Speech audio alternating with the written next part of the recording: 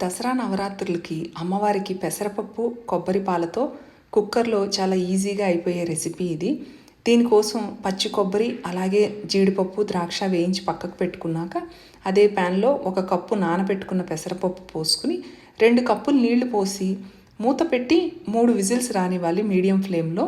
పెసరపప్పు అనేది బాగా కుక్ అయిపోవాలి. అలాగే 1 కప్పు బెల్లం తీసుకుని కరిగించి పక్కకు పెట్టుకోవాలి.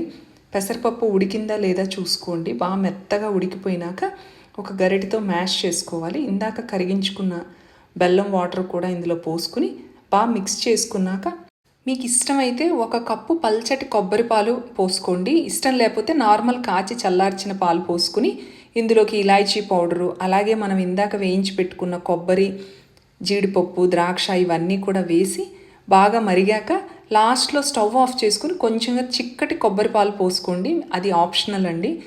మన టేస్టీ పెసరపప్పు పాయసం రెడీ అండి. ట్రై చేయండి. ట్రై చేస్తే ఎలా వచ్చిందో కామెంట్ చేయండి. వీడియో నచ్చినట్లయితే లైక్ చేయండి, షేర్ చేయండి. Thank you.